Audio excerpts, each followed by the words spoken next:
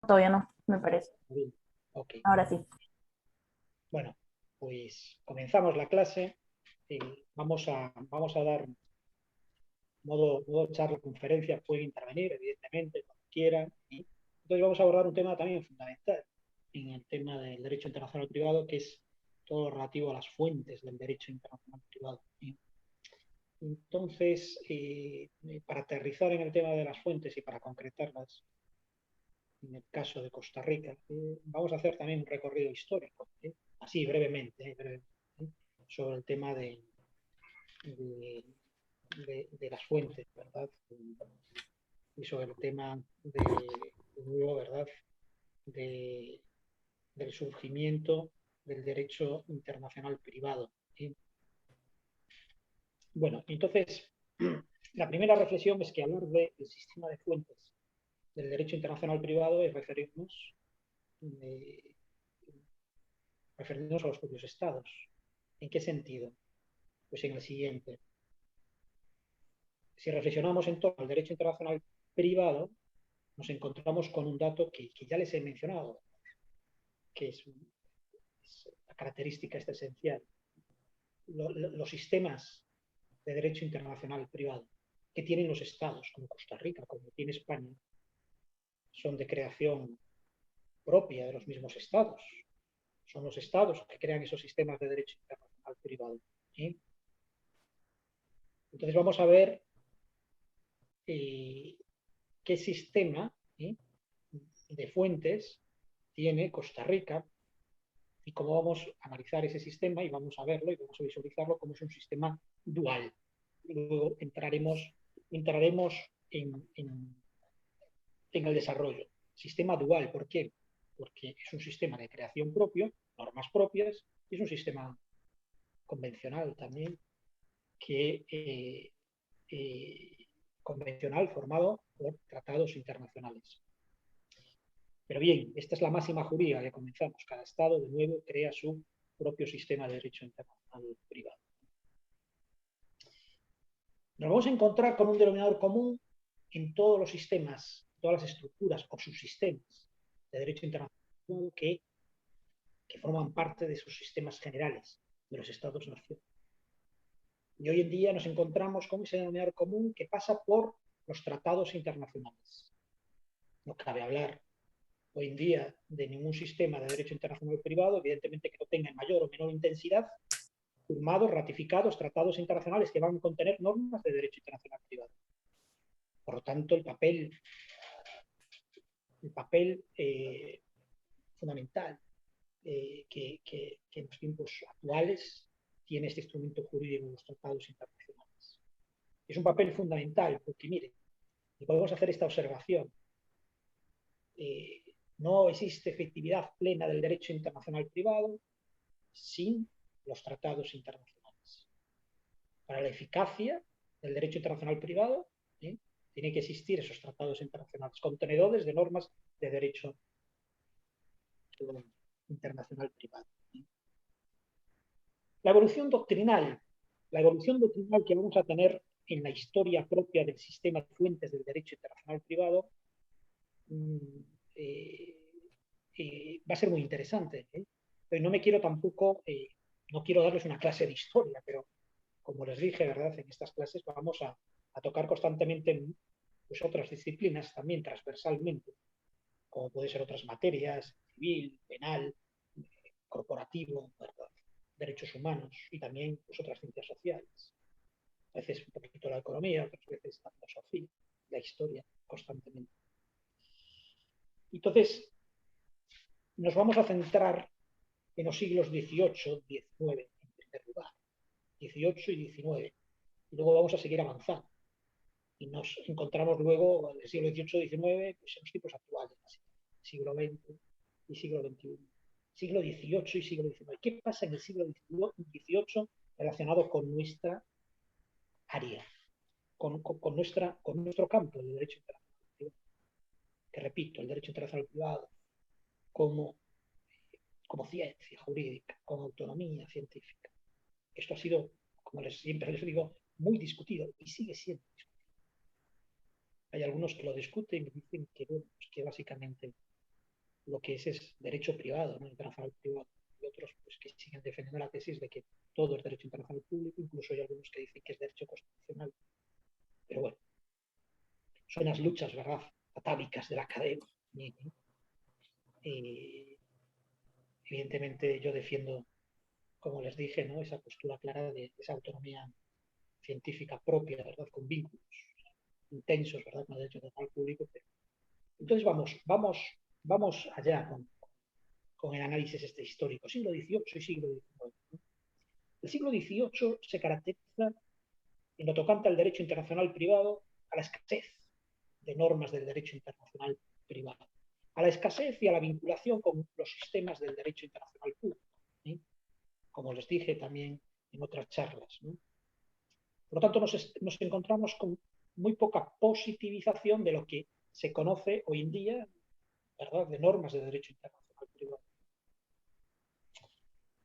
Pero va a estar presente, siglo XVIII, siglo XIX, una búsqueda, un deseo de búsqueda constante de establecer normas comunes en materia de derecho internacional privado para varios países.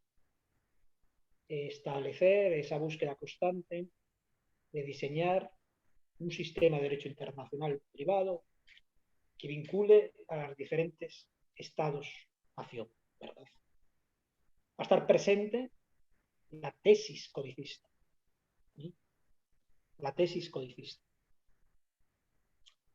La tesis codicista. Y hablando de tesis codicista, tenemos que resaltar la labor tremenda, ¿verdad?, en estas materias, ¿no?, pues, se realizó desde Alemania y a través, que seguramente que ustedes ya escucharon, ¿verdad?, hablar, y se trata en otras materias, filosofía del derecho, el derecho político, teoría del Estado,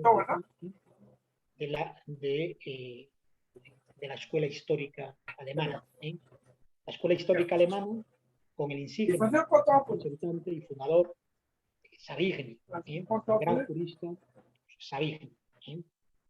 Bien, Savigny, ¿qué viene a decir? ¿Cuál es su tesis? Que la vamos a vincular también al tema del derecho internacional privado. La principal tesis de Savigny, que Savigny era un profesor, era catedrático de Derecho Romano, era una vuelta a los orígenes. Los orígenes, está bien, y el gran estudio del derecho romano, tesis romanística. Con Savigny se produce una superación del denominado jus comuni, existente hasta ese momento. El jus comuni que estaba formado sobre todo, ¿no?, por el corpus juris civile denominado, ¿no?, y también el corpus juris canónico, corpus juris civile y canónico, que básicamente procedían del derecho romano, de la romanística. Se produce la ruptura. Y se produce la ruptura también del movimiento jus naturalista. Y con Savigny nace ¿qué? La ciencia jurídica. Y nace el movimiento positivista. ¿Y cuál es la gran tesis de Savigny que nos interesa a nosotros ahora, ¿no? Pues la gran tesis de Savigny es la elevación a los altares de la historia del derecho. La elevación a los altares de la historia del derecho. Es decir, lo que, en resumidas, porque esto no podemos centrarnos en toda la clase en hablar de Savigny, de la historia, así, pero como cultura, ¿verdad?, o refresco a la cultura general. La propuesta de Savigny es que en las labores de investigación, en las labores de creación del derecho, tenemos que realizar un rastreo de los antecedentes históricos. Un rastreo de los antecedentes históricos. Debemos encontrar el derecho a través de la historia. A través de la historia. Por lo tanto, Savigny y sus coetáneos van a convertir a la propia historia del derecho en ciencia jurídica. En ciencia jurídica. Como les dije, Savigny es el exponente de ese cambio profundo que se produce, ¿verdad? Se produce en Europa en esa época. La época de Savigny nace en 1779 y muere en 1861 en Berlín. Y se produce ese tránsito entre el jus naturalismo y el nacimiento, la consolidación del positivismo jurídico, ¿no? Savigny es el buscador constante en sus labores de investigación y a través de su método, que elabora un método sistemático fundamentado en la historia, es investigar, es buscar un factor histórico. Investigar es investigar el tema del derecho, es ir a la búsqueda constante como explorador, ¿no? Que va a esa búsqueda de las fuentes del Nilo. ¿Y dónde están estas fuentes del Nilo? Corridos míticos. Para Savigny, lo que hay que buscar son las fuentes del derecho. Y decía Savigny, parafraseando a Savigny, todo pueblo tiene una identidad en el derecho. Todo pueblo genera un derecho. Y para conocer un pueblo hay que conocer su derecho. Hay que conocer su derecho. Y para elaborar nuevos derechos, nuevo derecho, un diseño nuevo del derecho, ¿verdad? Hay que partir también de ese previo conocimiento de, de, de ese derecho pasado, ¿sí? Que nos va también a ayudar, ¿verdad?, a implementar buenas normas jurídicas que se adecúen a la propia antropología cultural de los pueblos. No hay que buscar cosas foráneas, ¿no?, sino que el derecho tiene que salir de la propia identidad histórica de los pueblos. Y todo esto que nos conlleva como denominador común, aplicado al derecho internacional privado, es una época, siglo XVIII, repito, también siglo XIX, básicamente hasta mediados del siglo XX, hasta finales de la Segunda Guerra Mundial. Es una época, con este punto de inflexión del nacimiento de la escuela histórica, etc., de Savigny, con el nacimiento de ese positivismo jurídico, de entender la historia del derecho como ciencia jurídica, se produce el fenómeno de asociación del derecho internacional al Estado-Nación. Es el Estado-Nación quien crea el derecho internacional privado. Y de esa época bebemos nosotros. De esa época Costa Rica, España, etcétera, todos los países latinoamericanos, parte de esa concepción, ¿verdad?, de creación nacional del derecho privado, ¿no? En definitiva, el surgimiento de estas tesis de Savigny, de la Escuela Histórica del Derecho, y lo que vino luego, fue el surgimiento, ¿verdad?, sobre todo pues, en la época de 1900, en el periodo de entreguerras y hasta la Segunda Guerra Mundial, de un fuerte diseño jurídico asociado al movimiento nacionalista de los estados-nación, que evidentemente van a crear sus propios derechos y también van a crear sus propias estructuras de derecho internacional privado. Savigny lo que busca, como gran historiador que es, catedrático de Derecho romano, es volver a los orígenes de donde están las fuentes. ¿Sí? Busca esos orígenes, ¿no?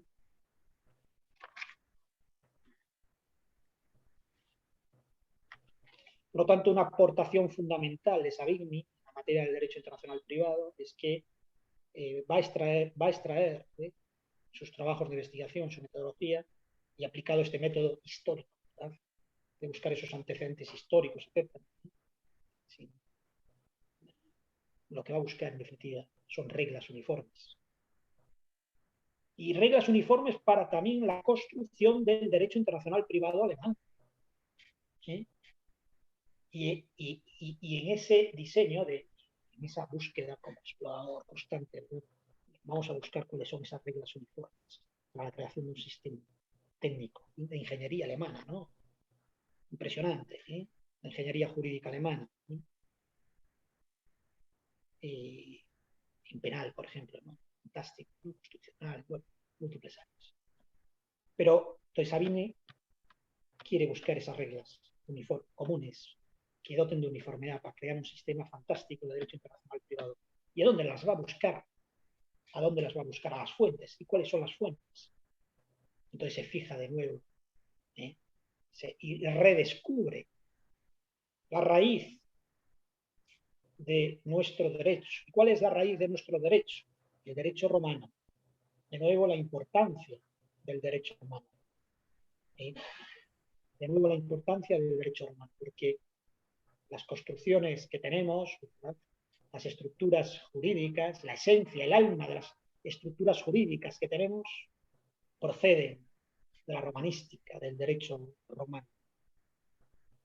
Por lo tanto, Savigny realiza unas construcciones de ingeniería alemana, jurídicas, fantásticas, de derecho internacional privado, ¿sí?, a través del análisis histórico y a través de sacar, ¿sí?, reglas, ¿sí?, principios del derecho romano. Y por lo tanto, lo que va a construir es un sistema de derecho internacional privado. ¿De qué tipo? ¿Nacional o internacional? Nacional. Nacional. La construcción del derecho internacional privado internacional en los siglos XVIII, siglo XIX, hasta mediados del siglo XX, costó muchísimo. Evidentemente que hubo juristas, movimiento codicista internacional, que propuso el establecimiento de corpus juris internacionales en materia de derecho internacional privado. Pero se quedaron, ¿verdad?, pues ahí en el sueño de los justos, como se dice en utopía, poco Quijotes.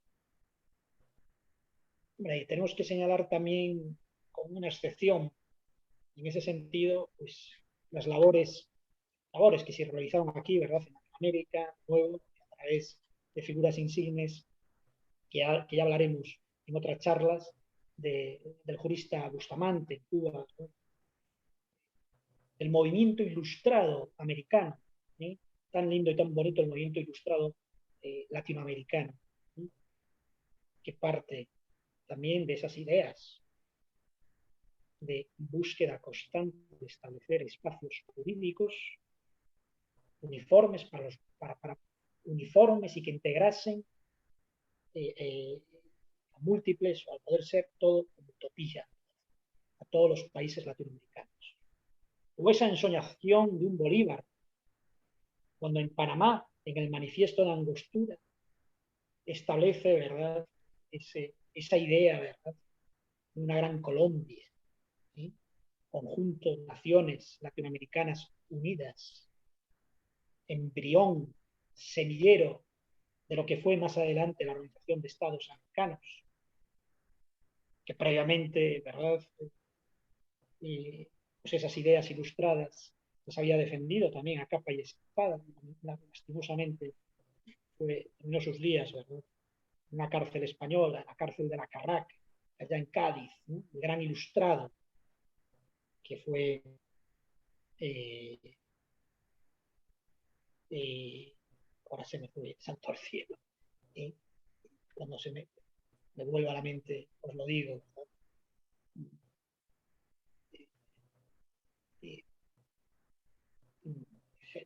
General San Martín, no, General San Martín, ahora no me acuerdo si no, pero ya cuando me vengan les digo, que fue el anterior a, a Bolívar, ¿verdad? ¿Sí? General Miranda, perdón, General Miranda, el General Miranda. ¿Sí? Bien, pero lo cierto es que este movimiento codicista internacional no cuajó en esta época. Y los diseños del derecho internacional privado pasan por ser diseños nacionalistas. Son estructuras creadas por y para los estados. ¿De acuerdo? ¿Sí?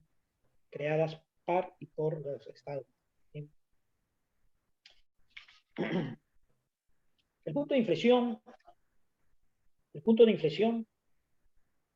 después de este auge de los nacionalismos, sobre todo en la Primera y la Segunda Guerra Mundial, con esta idea de querer, ¿verdad?, constantemente crear sistemas propios de derecho internacional privado, el punto de inflexión lo vamos a tener de nuevo cuando finaliza la Segunda Guerra Mundial y cuando se irrumpe en el panorama internacional, se irrumpe, como les dije en otra charla, ¿verdad?, el nacimiento de las grandes organizaciones internacionales. Con el nacimiento de las grandes organizaciones internacionales y sobre todo con el nacimiento de las Naciones Unidas,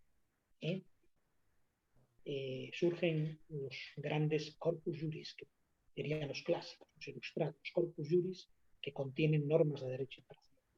En definitiva, surgen los grandes tratados internacionales que van a contener normas de derecho internacional. Hay que destacar, por ejemplo, los míticos tratados internacionales de las Naciones Unidas, que, como ya les mencioné, van a proteger a minorías, refugiados y apátridas. Y hay que destacarlos porque son de los primeros, los primogénitos que nacen a través de la fórmula del Tratado Internacional, pero que contienen normas de derecho internacional privado. El Tratado Internacional, la Convención para la Protección de los Refugiados de la ONU, la Convención Internacional para el tema de los apátridas, ¿sí? Para establecer procedimientos jurídicos internacionales para dar nacionalidad a las personas que no tienen nacionalidad. Y dar nacionalidad a las personas que no tienen nacionalidad es un imperativo ético universal, porque toda persona tiene derecho a la nacionalidad. Y así este derecho aparece reconocido, ¿verdad?, en todo sistema protector de los derechos humanos, americano, de las Naciones Unidas, africano, europeo. Entonces nos vamos a encontrar después de la Segunda Guerra Mundial que Europa estaba llena de refugiados y gente sin patria. La historia de nuevo se repite. Ahora vemos también, ¿verdad? Es decir, tenemos en mente Ucrania, pero no nos olvidemos tampoco. Se nos estamos olvidando del caso Siria, de lo que ha pasado en Siria, esa guerra civil. Cualquier guerra civil es una guerra incivil. ¿Sí? El caso Siria, ¿sí? Sobre 5,5 millones de refugiados por toda Europa. ¿Sí? Población masacrada, uso de armas químicas, un escenario tremendo, ¿verdad? Agentes externos internacionales interviniendo. Quizás el campo de Siria fueron los antecedentes a lo que hoy tenemos en Ucrania. Ahí se exploró también, de nuevo, pues esos dos bloques, por una parte, apoyando al régimen autoritario, autócrata, ¿sí?, del presidente sirio. Nos encontramos a Rusia, China, y luego, pues, en apoyo, ¿no?, pues, a una sociedad civil que estaba harta de las condiciones en que vivía. Entonces se prende el fuego, se prende la chispa, sobre todo a través de una ciudadanía ciudadanía que, que vive en el campo, ¿verdad?, campesinos, descontentos con las condiciones laborales, económicas, atropellos constantes, y los campesinos tienen la complicidad de una clase media burguesa que vive en las ciudades, sobre todo gente joven, como ustedes, como yo, que va a la universidad, profesores, que establecen una simbiosis de complicidad, porque ellos también están fastidiados, ¿no? Y entonces establece una complicidad con ese sector rural, campesinos, más humildes, ¿no? Y luego, bueno, pues la oposición al presidente, al Assad, que une, etcétera, ¿no? Sobre todo esas dos fuerzas se unen, ¿sí?, y reclaman cambios, y que están cansados de que una élite determinada, ¿verdad?, patriarcal, autocrática, dogmática, fenómeno del islamismo dogmático, ¿no?, representada por el presidente Yasser al-Assad, ¿sí?, pues estuviese sometiéndolos y gobernándolos, ¿sí?, de una forma dictatorial y limitándoles tanto los derechos. Surge la revolución social, movimiento contestatario ciudadano, la revolución de la primavera siria, ¿no? Y bueno, pues esas heridas están abiertas todavía ahí. Entonces, esa élite política ancestral que domina todos los recursos, los petroleros, los recursos mineros, y que es sumamente, como les dije, ¿no?, autoritaria, pues realiza unas represiones tremendas, ¿no?, con múltiples víctimas. es el conflicto sirio. Y les comento el tema del conflicto sirio también porque guarda relación también con lo que estamos hablando, del derecho internacional de los refugiados. Entonces Siria empiezan a irse la gente porque tienen miedo de morir, evidentemente, de que los gaseen. Se van por millones y cruzan fronteras y aparecen los campamentos de los refugiados. ¿Sí? Y Europa les tiene miedo y los para, ¿no? Los pone ahí en frontera, ¿no? Y ahora vemos como a veces, ¿verdad? Hay como doble trato, ¿no? Entre unos refugiados y otros, ¿no? A veces parece que el color de la piel, pues, da preferencias, ¿no? Eh, o facilita las cosas, lamentablemente, ¿eh? La doble vara de medir. Entonces, todo ese ingente de refugiados que anda disperso ahí por Europa, ¿verdad? Ya les digo, más de 5 millones y medio. Lo mismo que sus antepasados, esos refugiados de la Segunda Guerra Mundial, lo mismo, ¿verdad? Pues están sometidos a unas protecciones de normas internacionales, que son normas internacionales de derecho internacional privado. Son estos convenios que les mencioné de las Naciones Unidas, sobre todo convenios, los protocolos que los regulan, ¿verdad? Que los complementan, Convención de las Naciones Unidas para los Refugiados, que establecen unos mecanismos determinados de protección que en su momento, cuando les dé la charla en relación con el derecho internacional migratorio, los vamos a ver. Por lo tanto, lo que me interesa, resumiendo en esta síntesis histórica, antes de entrar al análisis, ¿verdad?, del sistema propio de fuentes del derecho internacional privado, es que nos encontramos con dos grandes puntos de inflexión en la historia vinculada con las fuentes del derecho internacional privado. El primer punto, sobre todo, ¿no?, anclado en el siglo XVIII, XIX, hasta finalizada la Segunda Guerra Mundial, nos vamos a encontrar con un sistema de fuentes del derecho internacional privado que es eminentemente nacional. Es decir, que es un sistema de fuentes creado por y para el concepto de Estado-Nación, donde el elemento internacional brilla por la ausencia, porque no hay tratados internacionales en materia de derecho internacional privado. Básicamente, no hay tratados internacionales. ¿De acuerdo? Entonces, la máxima jurídica que podemos, sí, como tomar nota, es decir, nos encontramos con un modelo de creación, de nuevo, ¿no?, modelo de creación de sistema jurídico de derecho internacional privado de corte nacional. Cada Estado crea el suyo, pero donde no existe la referencia al elemento internacional de tratados internacionales. En cambio, en el segundo punto de inflexión nos vamos a encontrar después de la Segunda Guerra Mundial con el surgimiento de Naciones Unidas, con el surgimiento de la Organización de Estados Americanos, en el caso regional de Latinoamérica, con el surgimiento de la Unión Europea como organización internacional de naturaleza regionalista, al igual que tiene esa naturaleza regionalista, como ustedes saben, el SICA, el Sistema de Integración Centroamericano, la OEA, la Unión Africana, a diferencia del concepto de la noción de Organización Internacional Universalista, que es Naciones Unidas. Van surgiendo estas organizaciones internacionales, surge también las conferencias de La Haya en materia de derecho internacional privado. Entonces, todas estas organizaciones, míticas organizaciones internacionales, pues empiezan a elaborar derecho global, normas internacionales, tratados internacionales. Tratados internacionales que contienen normas, disposiciones de derecho internacional privado. Por lo tanto, esta segunda época, que es la que vivimos nosotros, podemos establecer un denominador común, una síntesis que puede caracterizar, caracteriza a los sistemas de derecho internacional privado de nuestro mundo, vinculados siempre a los estados.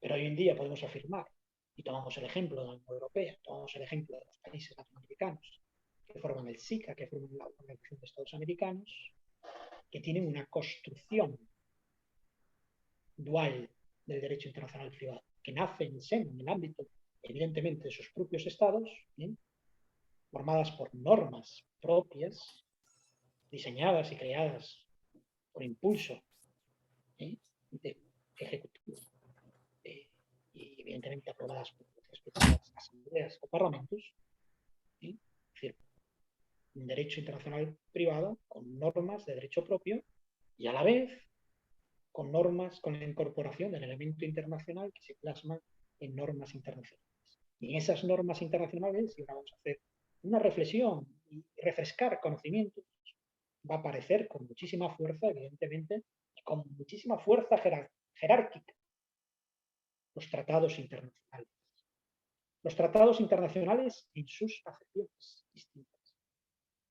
Convención internacional, como protocolo internacional, pero que no dejan de ser todos tratados internacionales. Bien, hablaremos de esto ahora. Entonces, quédense con estos dos puntos de inflexión que les dije, ¿verdad? Marcados por esas dos etapas históricas, configuradas así en síntesis del derecho internacional privado, y quédense también en la actualidad, ¿verdad? Y evidentemente Costa Rica, pues el modelo de derecho internacional privado es un modelo dual, que nace, ¿verdad?, del impulso del Ejecutivo, la aprobación del Legislativo, de la Asamblea vuestra, pero también está presente el elemento internacional. ¿De acuerdo? Esto, hasta este punto, y ahora vamos a continuar con otro tema, pues es la evolución histórica del derecho internacional privado vinculado al sistema de fuentes. Y ahora nos tenemos que formular una siguiente pregunta, que es fundamental, que ya hemos tocado, yo ya les he hablado constantemente, diciendo que el derecho internacional público es distinto que el derecho internacional privado, ¿no? Y les di razones. Pero ahora vamos a entrar, como se dice en Honduras, en profundidades. Y cabe preguntarnos o formularnos la siguiente pregunta. ¿Cuál es la diferencia entonces? ¿Cuáles son las diferencias estructurales entre el derecho internacional público y el derecho internacional privado? ¿Cuáles son esas diferencias? Fundamental esta pregunta, fundamental que la sepan responder hoy y siempre. Pues miren, la primera diferencia fundamental es que el derecho internacional público se encarga de regular situaciones jurídicas internacionales donde van a estar presentes sujetos soberanos. El derecho internacional público regula situaciones donde va a estar presente sujetos soberanos, donde van a estar presentes estados soberanos. Sí, en concreto, sobre todo, estados soberanos, sujetos soberanos. También organizaciones internacionales, porque las organizaciones internacionales, aunque son estados, evidentemente tienen mucha similitud con los estados. Una organización internacional saben que tiene personalidad jurídica propia para actuar en relaciones internacionales, tiene capacidad de actuar en las relaciones internacionales. Pero esa personalidad jurídica le confiere un estatuto también de ser sujeto soberano. Y en ese sentido, ¿no?, podemos entenderlo también y englobarlo. Las organizaciones internacionales pueden, como ustedes saben, firmar tratados internacionales con los estados y con otras organizaciones internacionales. Hay un convenio de Viena sobre este tema, como ustedes saben, esos derechos de los tratados, esos derechos internacionales, que se relacionan de tú a tú como sujetos públicos. ¿Sí? Es decir, nosotros, un particular, una persona física, no podemos firmar un tratado internacional con una organización internacional, con un sujeto público. No podemos. Lo que podemos es celebrar nuestros tratados internacionales, que son privados, así hablando metafóricamente. ¿Y cuáles son nuestros tratados internacionales en el ámbito del derecho internacional privado que podemos firmar nosotros? Pues, por ejemplo, para llevar a cabo determinado negocio de exportación, podemos firmar un contrato de mercaderías internacionales para enviar unos containers de mercancías por barco. Lo podemos autorizar si somos unos empresarios. Mire, pues aquí tenemos un café fantástico, que lo tenemos en Costa Rica, ¿verdad? Entonces hemos sacado un café ahí ecológico, fantástico, una cooperativa entre varios, ¿verdad? Si queremos esto exportarlo y necesitamos un representante, un agente internacional que nos venda esto en España, ¿no? Pues hay que buscarlo, ¿no? Una persona eficiente, evidentemente, un gran vendedor, ¿verdad?, que conozca el mercado allá. Y habrá que materializarlo jurídicamente y no simplemente verbalmente, ¿no?, porque luego lo verbal se lo lleva el viento. Entonces habrá que firmar, ¿qué? Un contrato ¿eh? ¿Y qué tipo de contrato? De nuevo, el contrato de agencia internacional. Hablar de contrato de agencia internacional es hablar de derecho internacional privado. Y es el contrato de representante de agente, como si lo firmas, ¿verdad? A nivel nacional, pero con el elemento internacional. ¿Sí? Bueno, hablaremos de esto poco a poco. Entonces, la primera diferencia es esa: derecho internacional público, sujetos soberanos. Y derecho internacional privado se va a encargar de regular situaciones que afectan, como ya saben, ¿verdad?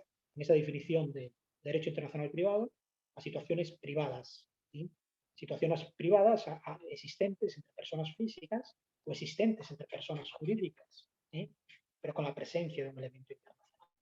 Un elemento internacional llamado también elemento de extranjería, un elemento internacional que puede ser la coexistencia de dos leyes distintos de distintos países, o de dos nacionalidades, o de una nacionalidad distinta a la propia de un país, etcétera, ¿no? ¿De acuerdo? Sí.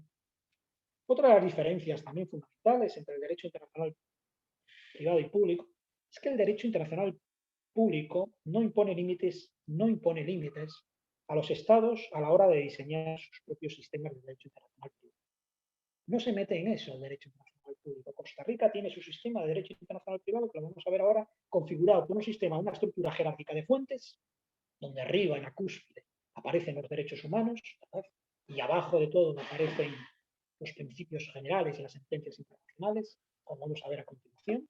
Pero es un sistema que lo crea Costa Rica, no lo implementa en conformidad a normas o principios que vienen del derecho internacional público. No hay ningún convenio internacional que diga cómo hay que diseñar un derecho internacional privado. ¿Sí? Nos vamos a encontrar con múltiples tratados internacionales que contienen normas de derecho internacional privado. Sí, pero esas normas de derecho internacional privado no hacen mención a cómo se tiene que diseñar, a qué tipo de política pública se tiene que implementar en un determinado país para sacar adelante un modelo de derecho internacional privado. Insisto, y ahora hablando de políticas públicas, del diseño de políticas públicas en materia de derecho internacional privado, que es vital. Es un tema vital y sobre todo es vital para países con, como Costa Rica, ¿verdad? Como España también. Cualquier país, ¿no? Pero con los elementos que les voy a decir a continuación, con elementos con fuertes ingresos, ¿verdad? Número uno, número dos, España, como les dije, a nivel de ingresos de España, para ingresos del turismo, ¿no? Costa Rica yo creo que está pues, también entre el 1 y el 2, ¿no? En el 1 y el 2 del turismo, turismo internacional, ¿sí? Todo esto muy vinculado al derecho internacional privado, ¿sí? Todo el tema relacionado con las exportaciones de materias primas, no, cualquier proceso de exportación, lo que nos exige, y también todo relacionado también cuando son países como Costa Rica y España, donde son receptores de migrantes. Receptores de migrantes. Es curioso el caso de España. De España, ya les comentaré más adelante cuando tratemos el tema de migraciones. España, hasta relativamente hace bien poco, no tenía ley de extranjería, porque no necesitaba ley de extranjería, porque el pueblo de España emigraba. Años 80, 90, empezó ya, toda la década de los 80 seguía emigrando el pueblo de España. Seguía emigrando, no había pues, las normativas de protección al inmigrante. Es curioso, ¿verdad?, analizando las estadísticas históricas de Costa Rica, ¿sí? La fuerte inmigración española, eso es obvio, ¿no? El otro día estaba analizando, bueno, el otro día no, ya hace tiempo, por curiosidad, ¿sí? Viendo un poco pues, la procedencia de la gente costarricense de origen español, que son muchísimos, ¿no? Me llamó la atención que en mi pueblo de Galicia, gallego, ¿verdad?, después de los catalanes, estamos nosotros. ¿Sí? Lo que pasa es que bueno, pasó siempre desapercibida. Nosotros somos, no hace mucha bulla. ¿Eh? Pero sí, la segunda población de España, ¿no?, históricamente, que ha emigrado a Costa Rica desde mi tierra, de Galicia. ¿No? Primero los catalanes. ¿No? Claro. Construcción también, ¿verdad?, histórica política, ¿no? de Costa Rica, pues, ¿qué les diré? ¿No? Ahí aparecen muchos, ¿no? de apellidos catalanes, ¿no? Bien, dicho esto, lo que les estaba diciendo, ¿no? Esas diferencias con respecto al derecho internacional público y privado, que es importante que la sepan, ¿no?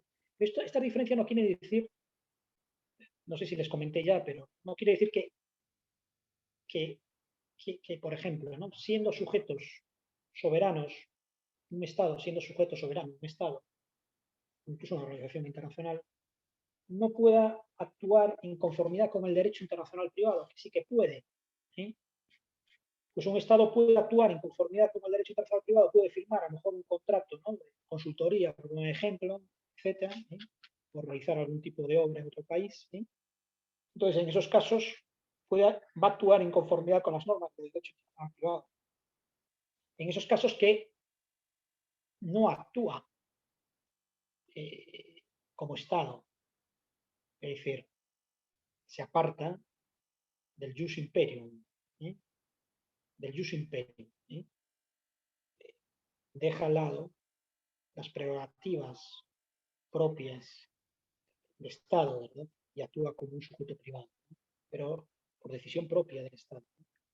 Bien.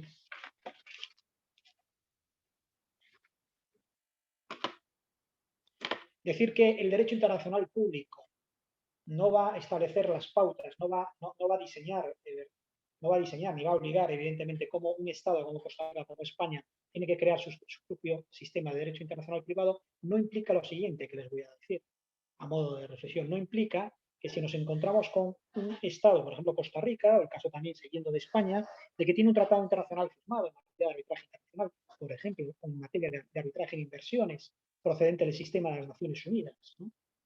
Y no lo cumple, lo tiene firmado y ratificado, y no lo cumple, o lo cumple imperfectamente, ¿no? Sea. Por lo que nos vamos a encontrar es que hay un incumplimiento de obligaciones internacionales. Y por lo tanto, para la exigencia de responsabilidades de un Estado en el incumplimiento de un tratado internacional que contiene normas de derecho internacional privado, pero que es un tratado internacional, esa exigencia de responsabilidades se tiene que dar no a través del derecho internacional privado, sino a través de quién?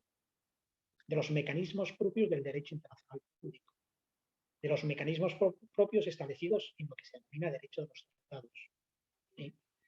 En la Convención de Viena, famosa, ¿verdad?, sobre derecho de los tratados, pues recoge, ¿verdad?, todos los efectos de incumplimiento, todo el tema de responsabilidades, en caso de que un Estado que haya firmado libremente un tratado internacional lo incumpliese. Por lo tanto, aquí de nuevo aparece la vinculación como instrumento de ayuda, ¿sí?, del derecho internacional público al derecho internacional privado. ¿Sí? Todos los temas de incumplimiento de tratados internacionales, ¿sí?, que contienen normas de derecho internacional privado, pues nos remitimos, ¿verdad?, al área de exigencia de responsabilidades vía derecho de los tratados. ¿Sí? Bien.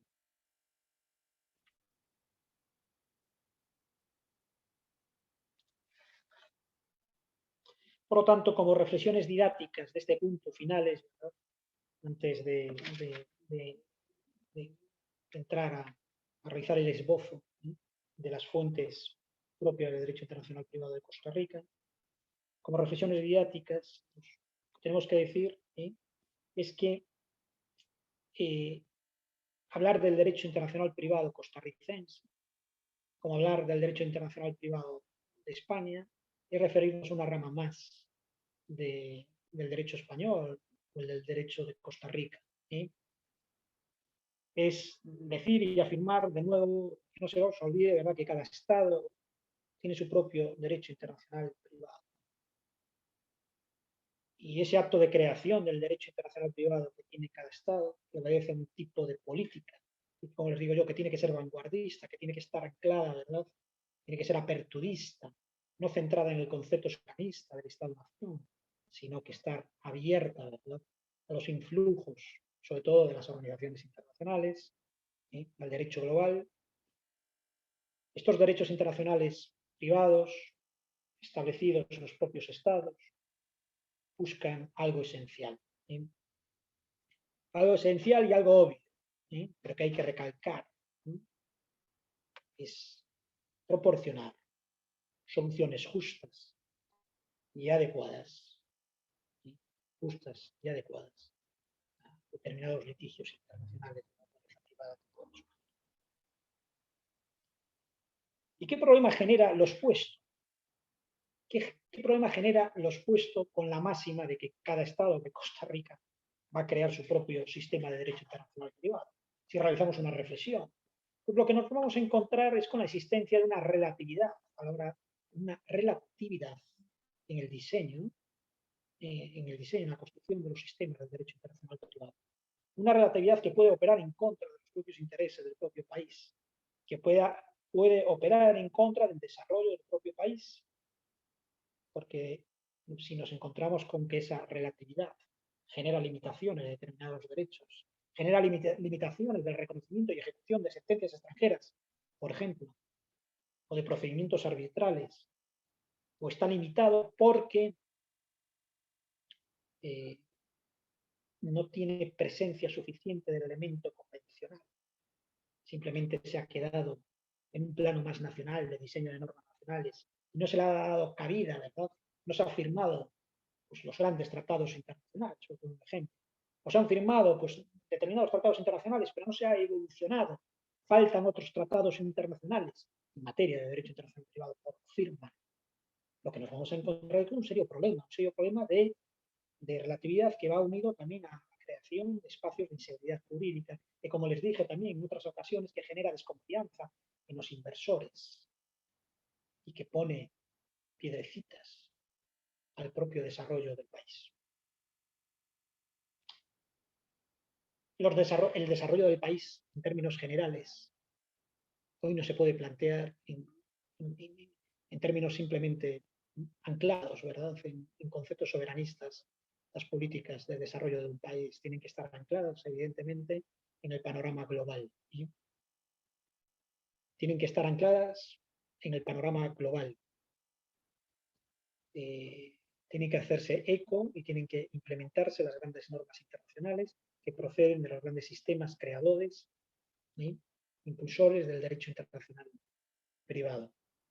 De otra manera, pues, el país, ¿no?, pues, va a sufrir estos efectos, ¿no? Por lo tanto, en Costa Rica podríamos hacer una reflexión que ya comentaremos más en otras clases, ¿no? Quizás hay que abrir el debate y se impone la necesidad de establecer una ley en materia de derecho internacional privado, una ley nueva en materia de derecho internacional privado, ley nueva, tomando el modelo, aquí les invito para un trabajo de investigación bonito, tomando el modelo de leyes recientes que en materia de derecho internacional privado lo hicieron países de la zona y del Caribe que no tenían y que implementaron pues, unas determinadas leyes muy buenas, pioneras, leyes modelo en materia de derecho internacional. Me estoy refiriendo sobre todo al caso de República Dominicana y que luego tomó el ejemplo de Panamá. República Dominicana vive también del turismo, ¿no?, y cada vez más, como ustedes, ¿no?, como Costa Rica, ¿no? Entonces, vio la necesidad de establecer una ley nueva en materia de derecho internacional privado. Entonces ahí dejo esta idea. Si alguien quiere realizar un trabajo final de grado, una propuesta muy bonita. Aquí va, tarde o temprano tiene que llegar esto. Una nueva ley, no nueva que no hay, una ley en materia de derecho internacional privado, tomando como referencia pues, estas leyes modelo implementadas en Panamá y en República Dominicana. Por lo tanto, un buen diseño de políticas públicas en materia de derecho internacional privado, elemento vanguardista, ¿sí? Un elemento de vanguardista que lo que tiene que buscar, ¿verdad?, es esa búsqueda constante de armonizar, de que el derecho interno esté en armonía con el derecho internacional. Quédense con esto. Aquí está el éxito del derecho internacional privado de cada Estado. Búsqueda de esa armonía del derecho propio generado en el contexto nacional con el derecho internacional. Sin esta armonía no lo cogemos. Bien, Como les dije, el denominador común de todas las fuentes del derecho a nivel internacional, ¿verdad? Nos vamos a encontrar con la presencia emblemática, y jerárquica de una forma, de una forma potente, ¿verdad?, de los tratados internacionales. Me estoy refiriendo a que los tratados internacionales aparecen constituidos en el sistema de fuentes de todos los países. Después de la Constitución aparecen los tratados internacionales. Tratados internacionales en materia de derecho internacional. Repito, son tratados internacionales que se realizan en conformidad con el derecho y derecho internacional público, pero que van a contener regulaciones que afectan a situaciones jurídicas privadas relativas a personas físicas, personas físicas como pueden ser los refugiados, personas jurídicas como pueden ser empresas. ¿Sí? Y cuando hacemos mención de las convenciones sobre arbitraje internacional, pueden ser estructuras de familia. Vamos a analizar un tema muy bonito del derecho internacional privado, que es cómo el derecho internacional privado va a proteger a la familia, cómo va a proteger, por ejemplo, pues, a determinadas relaciones jurídicas que se producen en el ámbito de una familia, que, bueno, pues, con la existencia de unos hijos, con la existencia que esos hijos van a tener derecho a lo mejor a una pensión de alimentos, con una separación de los papás, etcétera. Y cómo esa pensión de alimentos que van a tener esos hijos tiene que estar, evidentemente, con una sentencia firme de un Estado, ¿verdad? Entonces, para superar, ¿verdad?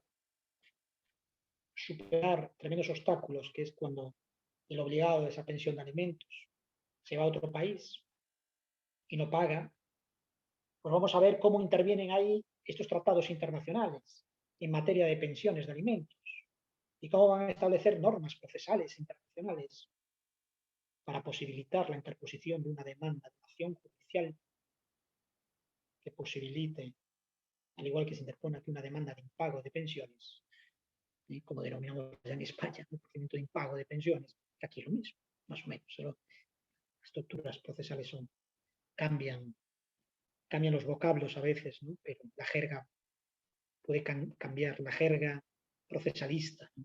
Pero la esencia es la misma.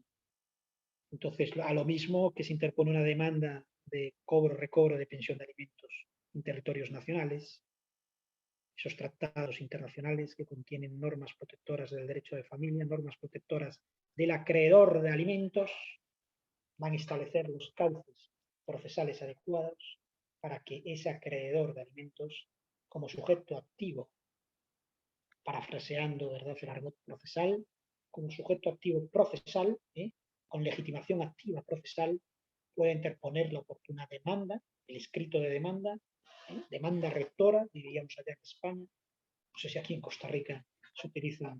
Nosotros en España hubo que mejorar también el lenguaje, porque se utilizaba un lenguaje jurídico muy arcaico, una jerga. Y el uso de la jerga tiene connotaciones también bastante elitistas, ¿no? El uso de esto, pues, a veces hablándolo allá, ¿no?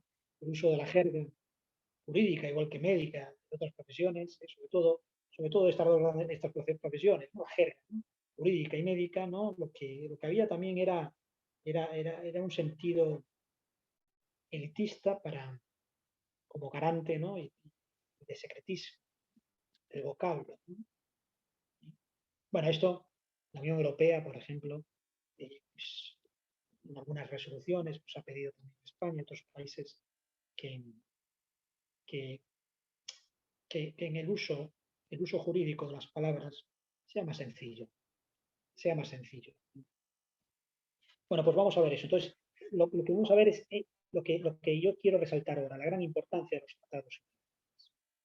Entonces, esta gran importancia de los tratados internacionales como fuente del derecho internacional privado. Los tratados internacionales son fuente del derecho internacional público, evidentemente. ¿Sí? Y son fuente del derecho internacional público porque aparecen institucionalizados, ¿sí?, en el estatuto de la Corte Internacional de Justicia. Miren, si analizamos el estatuto de la Corte Internacional de Justicia de las Naciones Unidas, con sede en La Haya, y que no hay que confundir, por favor, con la Corte Penal Internacional, que también está en La Haya, y no hay que confundir tampoco con las conferencias de La Haya, que aunque no hay un tribunal como estos, ¿no? Pero está también ahí en La Haya. La Haya es la gran ciudad europea en materia internacional.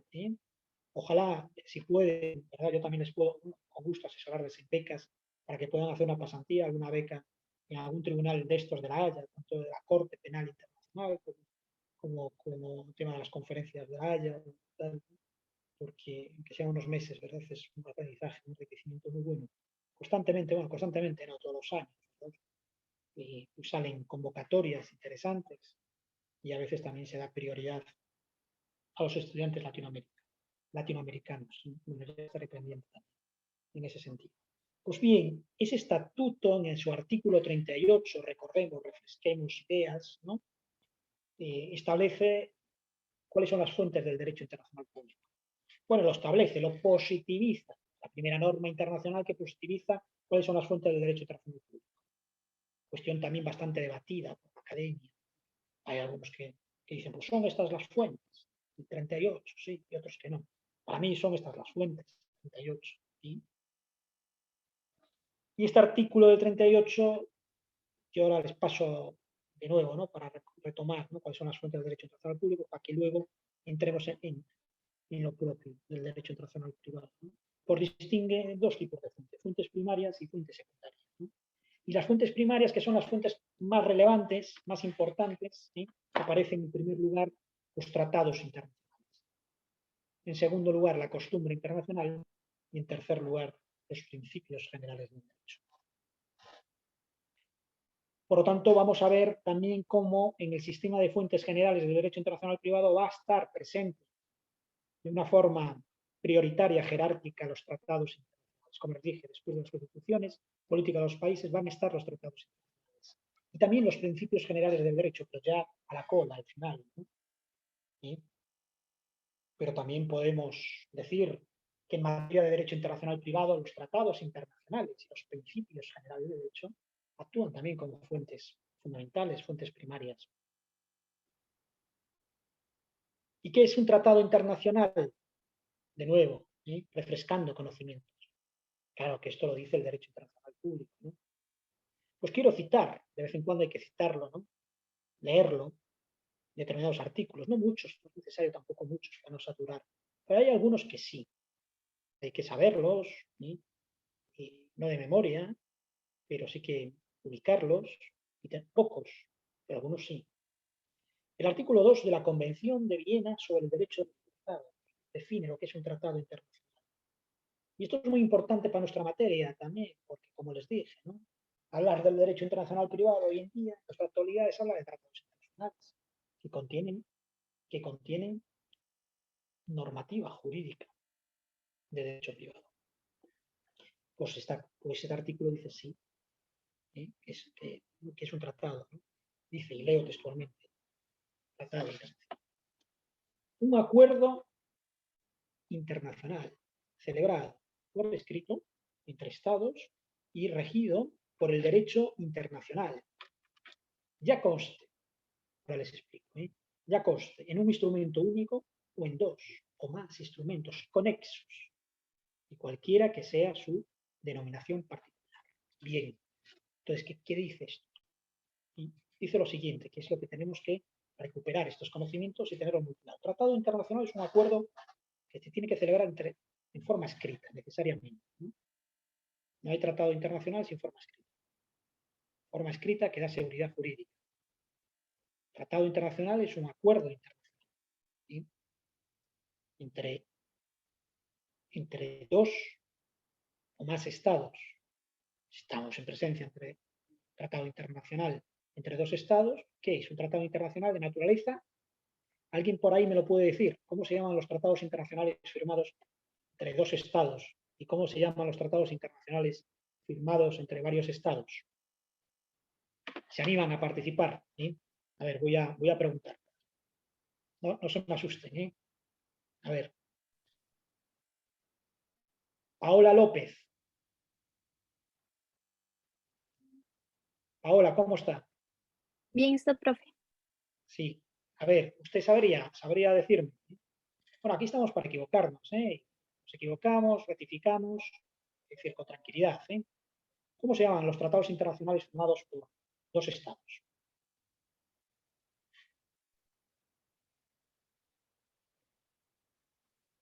A ver si se acuerdan, ¿eh? Bueno, y si no, pues alguien que le ayude a Paola, ¿eh? A ver, Valeria. Tratados bilaterales. Sí, claro, bilaterales, ¿eh? Y esos tratados internacionales que lo constituyen no solamente dos, sino más de dos estados, ¿eh? Bilateral y multilateral. Ahí está el dualismo y todo esto. Bueno, pues nos vamos a encontrar en nuestra área también con la firma también de tratados bilaterales en materia de derecho internacional privado. Hay múltiples tratados. Ahora me viene a la mente temas de nacionalidad, ¿no? Firmados por España, ¿no? O temas firmados por España, por ejemplo, en el tema de adopciones, ¿eh? Que tiene alguno firmado, creo recordar, con Rusia, con Ecuador, en materia de adopciones. ¿Y por qué los ha firmado? También con China, me parece. ¿Por qué los ha firmado? Porque hubo un momento en España que se puso de moda las adopciones internacionales, masivamente. Entonces, hubo determinados países que estaba de moda adoptar. ¿Sí? Estaba China, Rusia, etcétera. Entonces hizo falta también implementar, ¿verdad?, unos tratados internacionales bilaterales en materia de adopciones internacionales, que ya existía. España forma parte, ¿no? Tiene firmado un tratado internacional en materia de adopciones internacionales, ¿no? Multilateral, pero también a veces hace falta reforzar y firmar estos tratados bilaterales. Pero hoy en día, la práctica de las relaciones internacionales cada vez más, hombre, sin dejar de lado, ¿no?, el bilateralismo, sin dejar de lado, porque a veces en determinadas políticas exteriores es necesario volver al bilateralismo, ¿no? Por ejemplo, en la política de buena vecindad, la política denominada de vecindad, en materia de relaciones internacionales que tiene la Unión Europea con los países que no forman parte de la Unión Europea, de la cuenca del Mediterráneo. Pues pasó del multilateralismo a trabajar y a negociar bilateralmente. Que bueno, esto es otro cantar, ¿no? Entonces, lo que me interesa hablar de tratados internacionales es hablar de acuerdos internacionales entre dos o más países, ¿verdad?, que pueden adoptar múltiples formas, ¿no? Múltiples formas porque van a ser tratados internacionales, porque pueden llamarse con, convenios internacionales, convenciones internacionales, ¿sí? Pero no dejan de ser tratados internacionales, ¿sí? Las convenciones internacionales hacen referencia a la regulación más generalista de determinados aspectos, ¿no? Y luego nos vamos a encontrar también que se hace mención aquí en el artículo 2, ¿no?, a los denominados instrumentos conexos. ¿Qué son los instrumentos conexos mencionados aquí? Esos instrumentos conexos que complementan esos tratados internacionales o las convenciones habidas, que ustedes los conocerán perfectamente, ¿verdad?, que se llaman protocolos. ¿Qué es un protocolo internacional? Es un documento anexo que complementa un tratado internacional. ¿De acuerdo? Nos vamos a encontrar también con protocolos anexos en materia de derecho internacional privado, que van a desarrollar determinados aspectos que en su momento no se desarrollaron, no se tocaron, no se quisieron tocar. ¿De acuerdo? ¿No? Y luego, como fuentes secundarias, en materia de derecho internacional público, nos vamos a encontrar las sentencias judiciales dictadas por los tribunales internacionales, en primer lugar. Y en segundo lugar, las opiniones de la doctrina del derecho internacional público. Pues bien, básicamente este sistema de fuentes del derecho internacional público es implementado en el sistema de fuentes que vamos a tener en el derecho internacional privado.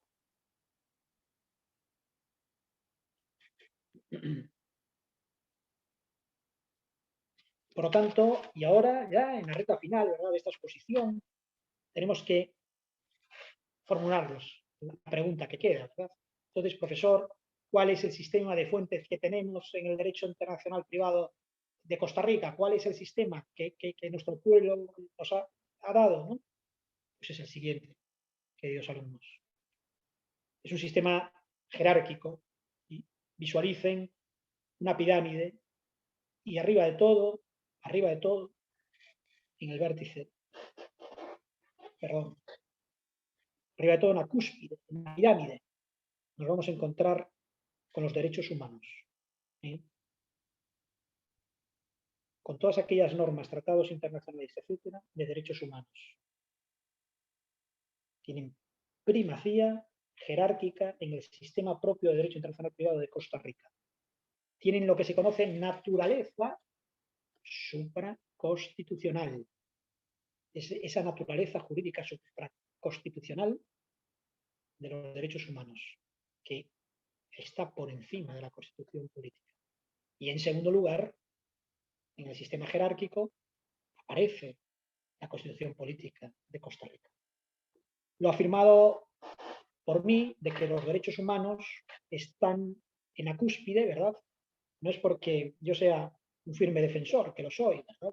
A veces utópico o no tan utópico, no lo sé, de los derechos humanos. Eso me considero. Sino porque lo que les estoy comentando está dicho, reiterado por la jurisprudencia, por la alta jurisprudencia, como se dice, de vuestros tribunales, específicamente por el Tribunal Constitucional, ¿verdad? Y el Supremo también. Entonces, cuando hablamos de esa naturaleza supraconstitucional de los derechos humanos, tenemos que decir qué derechos humanos, ¿no? Sí, los derechos humanos que están positivizados en nuestro sistema. Entonces, Costa Rica, ¿qué vinculación tiene con los derechos humanos, ¿no? Pues básicamente tiene una doble vinculación con los derechos humanos plasmados en el sistema más generalista de las Naciones Unidas, con la estructura de derechos humanos vinculado al sistema universalista de la Organización de Estados de Naciones Unidas y también, evidentemente, con el sistema interamericano de los derechos humanos, ¿sí? Que lo visualizamos en el Pacto de San José, en la Convención Americana sobre los Derechos Humanos, ¿verdad? Y también, evidentemente, en esa estructura protectora interamericana formada por esos dos elementos institucionales, que es la Comisión Interamericana y la Corte Interamericana, y todas las opiniones, las decisiones que emite, especialmente la Corte. Y miren, y hablando de la Corte Interamericana, yo siempre insisto, yo abogo, ¿verdad? A veces hay que constantemente, ¿no?, ser reiterativo, pero hay que decirlo, ¿verdad? Yo pienso que bueno, pues hay que implementar también un impulso y una reforma de la Corte Interamericana para posibilitar la legitimación activa procesal de las víctimas que sufren violencia de sus derechos humanos, que residan o que sean nacionales. Y digo esto bien, que residan o sean nacionales de los estados firmantes, ¿no?, que forman parte de la Corte, y que se les posibilite, se les abra procesalmente la posibilidad de interponer demanda directa, sin filtros ninguno, directa ante la Corte, que no pase por la Comisión Interamericana. No es tan utópico todo esto. ¿Y por qué no es tan utópico todo esto? Porque si visualizamos un modelo comparado de sistema de derechos humanos, como es el que existe en Europa, y no es por establecer agravios comparativos, ni mucho menos, porque el sistema interamericano funciona muy bien también, sino es por tema constructivo. Nos vamos a encontrar que el denominado Tribunal Europeo de Estrasburgo ha autorizado, hay la posibilidad de que una víctima, ¿verdad?, que ha sufrido una violación de sus derechos humanos, que sea ciudadana de los estados de Europa, ¿verdad?, o bien que sea residente también, puede ser un migrante que no sea españolito, que venga de Somalia y que se vulneren sus derechos, pues puede directamente él acudir al Tribunal Europeo de Estrasburgo, derechos humanos, interponer demanda, denuncia, directamente, legitimación activa, directa, porque esto no se hace aquí, porque hay que pasar por el filtro de la Comisión Interamericana. Es que estamos o no estamos politizando la estructura jurídica protectora de los derechos humanos, pues a lo mejor habría que dar este planteamiento, ¿verdad? Bueno, yo sé que esto vamos a ver, esto está siendo abogado múltiples colectivos, académicos, activistas, ONGs, incluso me imagino por clases políticas determinadas, ¿no? Me imagino que también se harían, a lo mejor me equivoco, pero se hicieron ya múltiples trabajos de investigación sobre este tema. Y si no se hicieron, o a lo mejor son un poquito antiguos, ¿qué cosa más bonita tienen ahí para hacer este trabajo de investigación? Una propuesta muy necesaria de reforma del Estatuto de la Corte Penal Internacional de Justicia para que pueda existir legitimación activa directa, ¿no? Yo soy un firme defensor de esto. No sé si alguien quiere opinar, a lo mejor alguien está trabajando haciendo prácticas en la Corte y me dice, profesor, yo quiero verter mi opinión sobre este tema porque lo conozco y como costarricense, como centroamericano, pues quiero opinar. Si alguien quiere, pues que hable, ¿de acuerdo? Que diga, que opine. Nadie se anima. ¿Qué opinan de esto? Nadie se anima.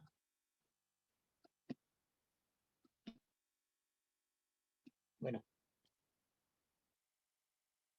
Seguimos con el sistema de fuentes del derecho internacional privado. Hemos dicho que en primer lugar están los derechos humanos, en segundo lugar la Constitución Política de Costa Rica, en tercer lugar los tratados internacionales después de la Constitución Política, en cuarto lugar las leyes de Costa Rica, las leyes en general de Costa Rica. Y quiero hacer una especial mención sobre todo por la importancia al Código Civil de Costa Rica y al Código Procesal, a vuestro, como llamáis vosotros, vuestro nuevo Código Procesal Civil de Costa Rica, ¿no? También a otras leyes, evidentemente, leyes laborales, etcétera. Pero sobre todo estas dos porque se van a encontrar ahí positivizadas pues, la estructura fundamental, aparte de la Constitución costarricense, la estructura propia que diseña vuestro derecho internacional privado.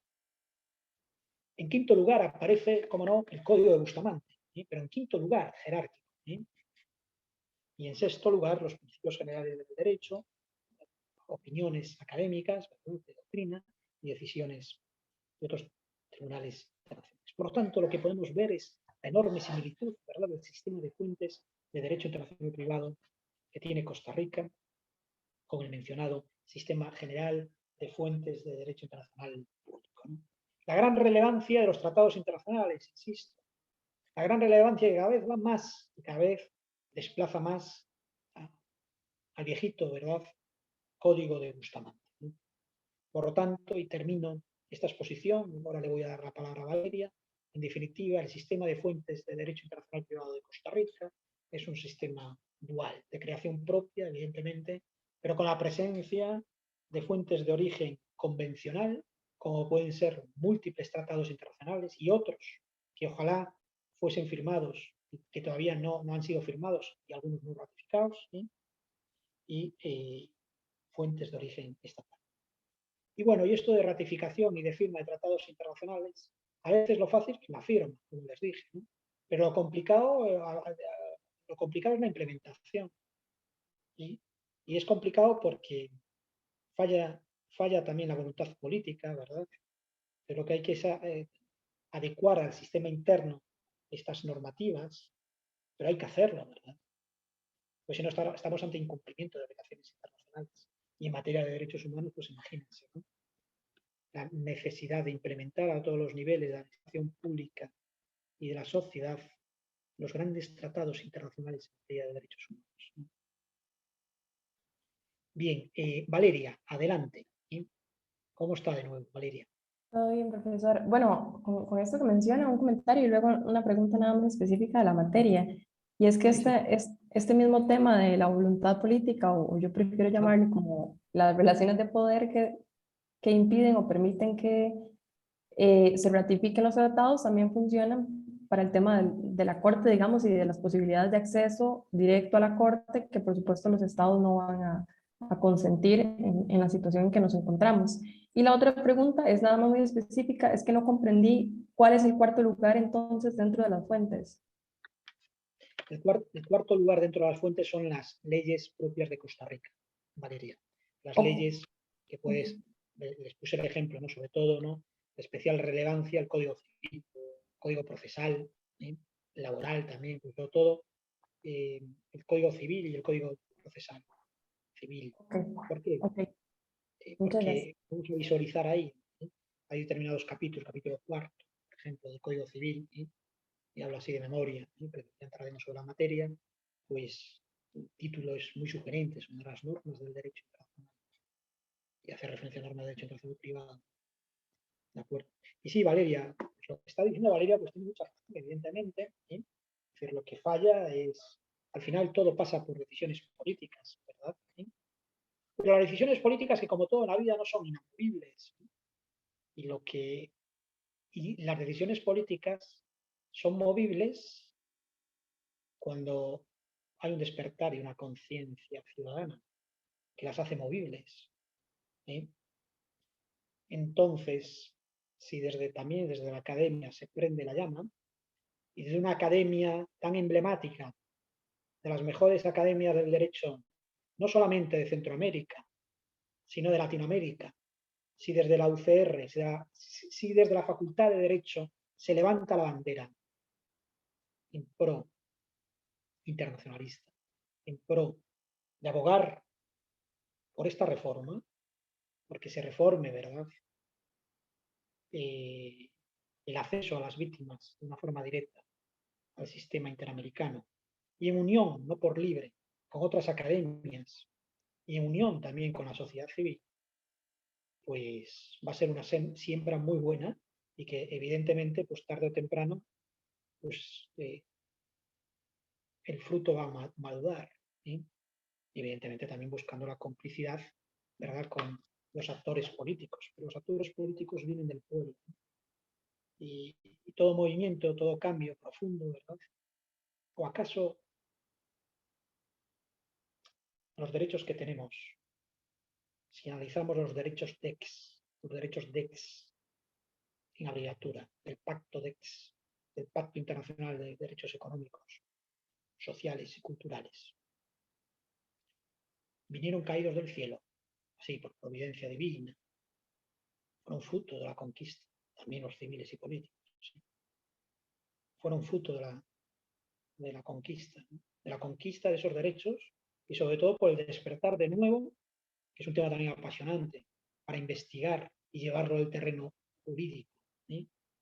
Del movimiento ciudadano, de la toma de conciencia del movimiento ciudadano en uso y en ejercicio de su derecho de participación, que estamos hablando también de un derecho humano. ¿Sí? Cuando se habla de estos pactos, ¿no? El Pacto Internacional de Derechos Civiles y Políticos, Derechos Económicos y tal, se habla de que cada Estado que lo firme y lo ratifica tiene que implementarlo progresivamente, ¿no? Esa implementación progresiva no quiere decir que el Estado se ponga a dormir el sueño de los justos. Diga, ¿no? Como es implementación progresiva, pues yo paso de todo. Entonces, pues no voy a implementar, ¿no? Pues el derecho a la no discriminación salarial entre el hombre y la mujer, ¿no?